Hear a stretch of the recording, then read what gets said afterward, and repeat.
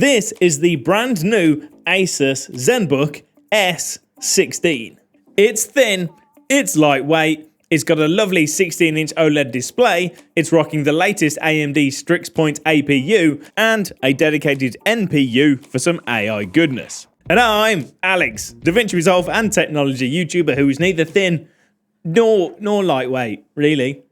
Thanks to Asus for partnering with me to bring you this sponsored first look at the Asus Zenbook S16. Now this one I've got here is actually an early engineering sample, so some minor things, visual things, may change when it actually makes it to its proper release. Now this funky looking thing was announced at the recent Computex Taipei Expo alongside some more creator focused ProArt laptops. There's the traditional 16-inch workhorse ProArt P16, the foldable 13-inch ProArt PX13 for creating on the move, and the one that really caught my eye, the 13-inch creator focused tablet ProArt PZ13 running the Snapdragon Elite, which I was briefly allowed to look at, but wasn't allowed to turn on or really play with much at all. But I should be getting my hands on all of those in the very near future, so make sure to subscribe for those.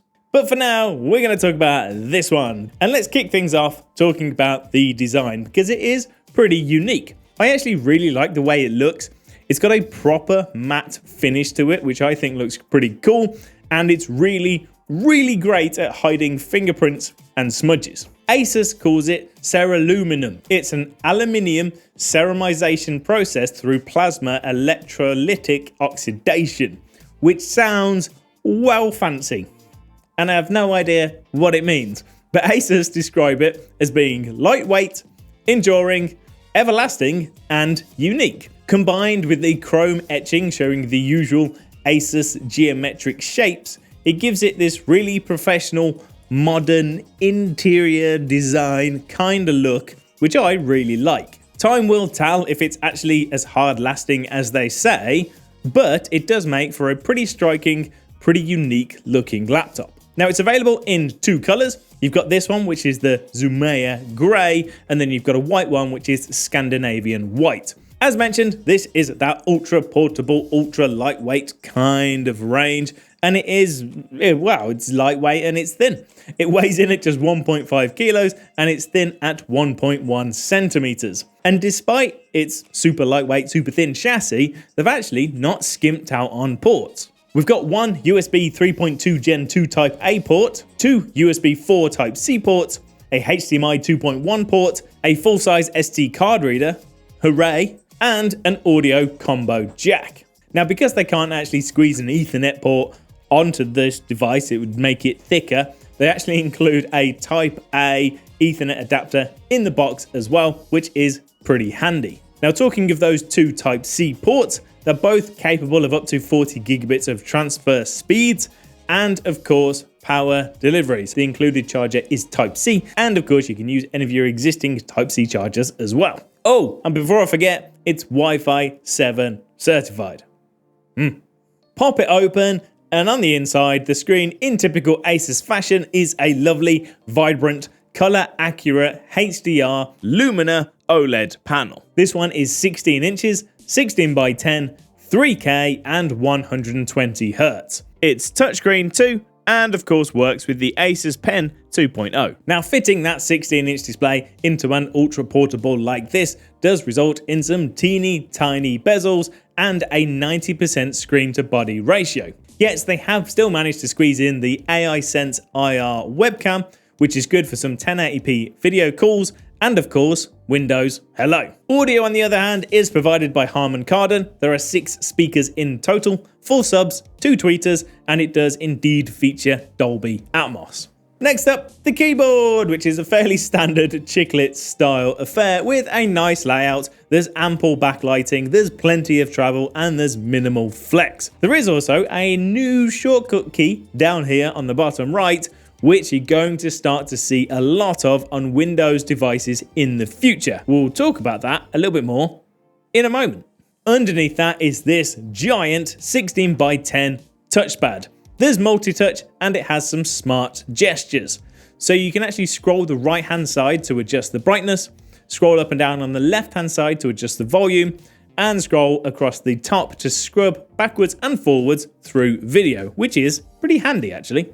But what's inside? Because it's what's inside that matters, at least that's what my mother tells me. Well, this one is powered by the latest AMD Strix Point APU with its 12 cores Zen 5 architecture, featuring the latest RDNA 3.5 GPU cores in the integrated AMD graphics and a TDP of 28 watts. And all of that is combined with up to 32 gigabytes of LPDDR5X memory and up to 2 terabytes of NVMe SSD storage. And while I'm not allowed to benchmark it, so I can't give you any facts and figures, what I can tell you is that it feels nice and zippy and quick in day-to-day use, doing the kind of tasks you would do on an Ultrabook like this. Browsing the web with tons of tabs open, messing around in Photoshop, and even surprisingly whipping around in a basic timeline in DaVinci Resolve, everything feels quick, snappy, and nice to use. Hopefully in the future, when it's properly released, I'll get another one to hand,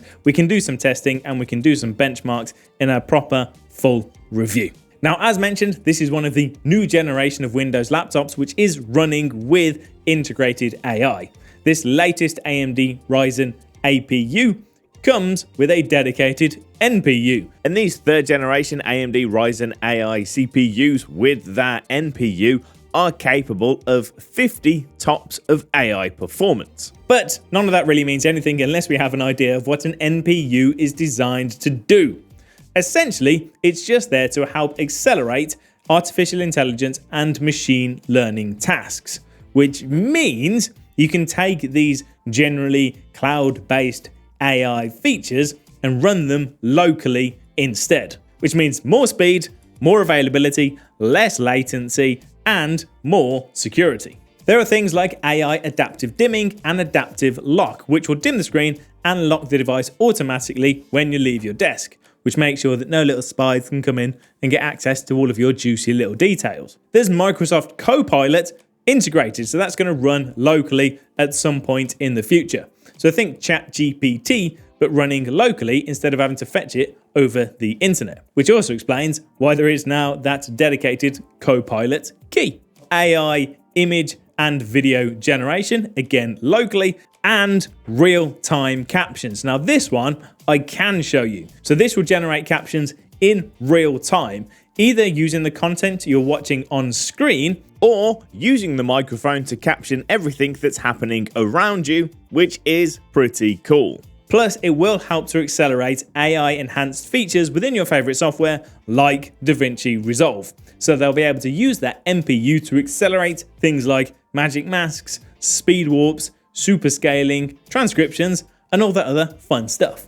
And on top of all that AI goodness, they've also added some additional security and privacy with Microsoft Pluton encryption and core isolation to help you keep your secrets secret. For cooling, we've got bi-layer graphite sheets, dual fans with a vapor chamber, and loads of these teeny tiny little vent holes in this snazzy looking grille design, which all should combine to help keep this thing cool and quiet. Asus are actually reporting up to 50% increased performance in its low power whisper mode compared to the previous gen Zenbook S16. And keeping this whole thing running is a sizable 78 watt-hour battery, reportedly capable of running this thing for up to 12 hours. And that just about covers everything in this first look at the brand spanking new Asus Zenbook S16.